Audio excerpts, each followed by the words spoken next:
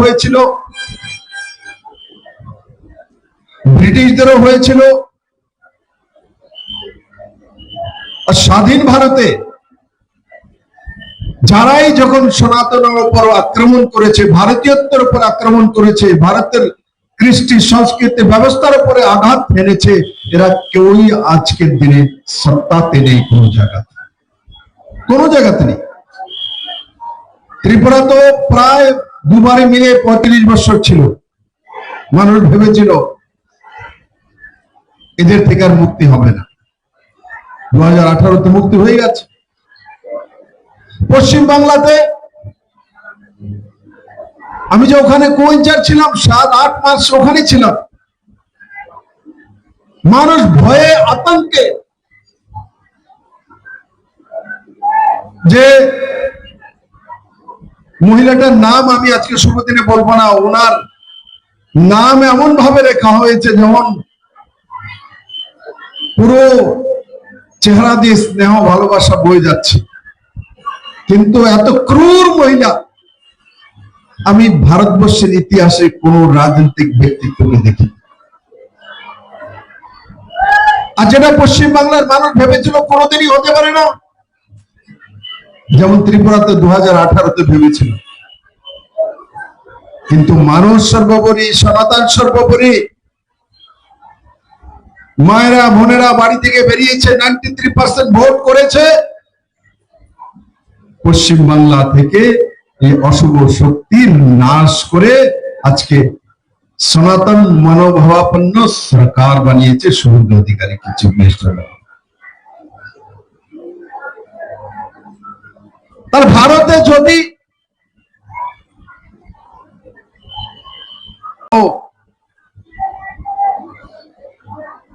খালি প্রসাদ নিয়ে যাব, সেটাই শেষ বিন্দু জাতির মানুষের না হয়। আমি সমস্ত এখানে সমাগম হয়েছে সবার কাছে একটাই আপিল করব,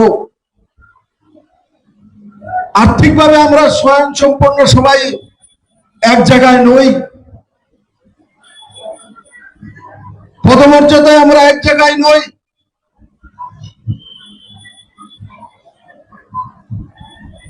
অর্থ পদমর্যাদা এগুলো আপনাকে শান্তি এনে দিতে পারে না। শান্তি এনে দিতে পারে সেটা হচ্ছে আপনার মুখের হাসিটা, শান্তিটা।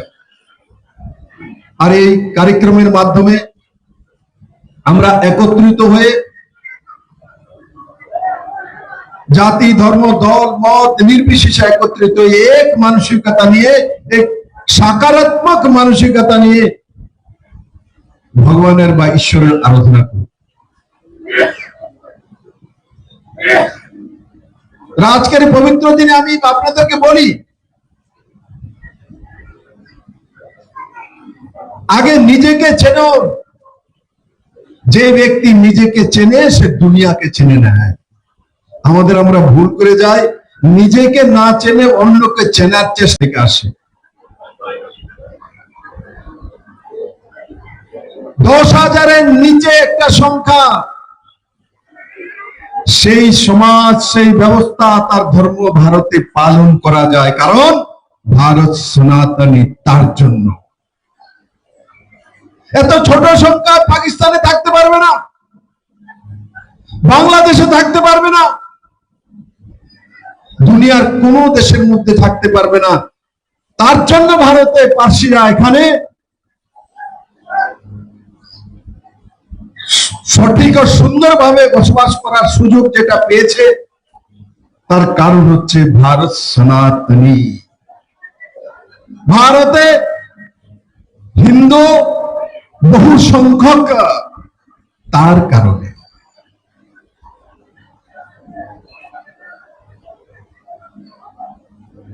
আমি আশা করি আজকের দিনে যে পবিত্র রথযাত্রা কিছুক্ষণের মধ্যে শুরু করব, মহারাজ বলছিলেন 5টার সময় আমরা শুরু করব। এখানে বড় মাত্রায় লোক সমাগম হয়েছে। পবিত্র রথকে আমরা স্পর্শ করব, দড়ি টানবো, রশি টানবো। এ তো আজকের দিনে চলে যাবে, তারপর আবার ফেরারত হবে 7 দিন পর। কিন্তু এখান থেকে থাকতে হয়,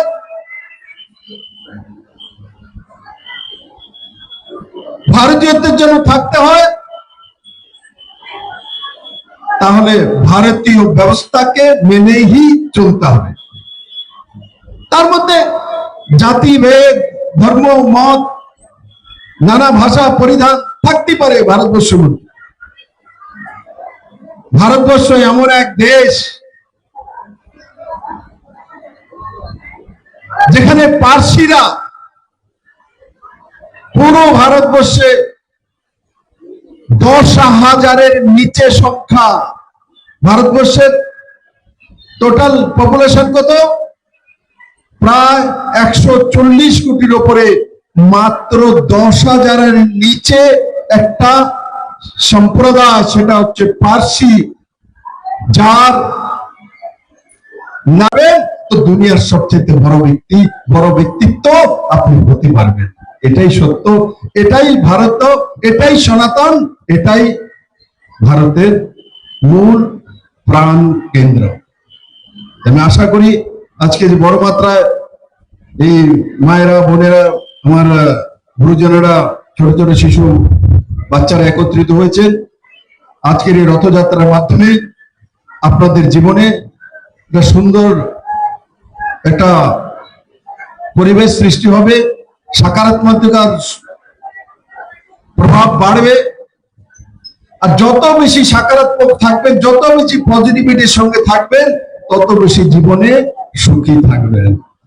অন্যের কি আছে সেদিকে তাকিয়ে লাভ নেই, নিজের কাছে যেটা আছে সেটাকে কিভাবে রাখতে পারবো, সুন্দর রাখতে পারবো, তার চেষ্টা করাই ধর্ম।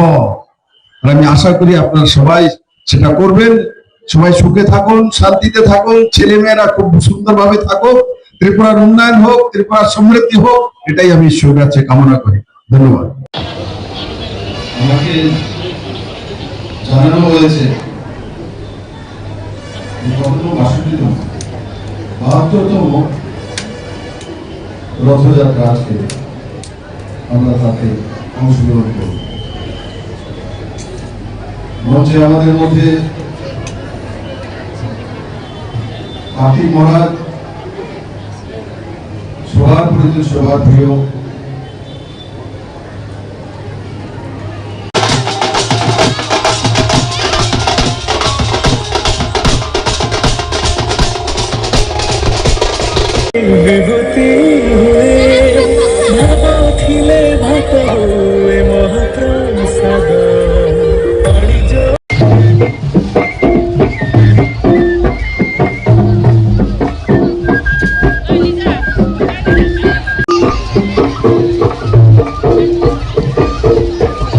লং তরাই কাচ্চি ঘানির সর্ষে তেলে টেস্ট, যে খাবে সেই বলবে লং তরাইবে, লং তরাইবে।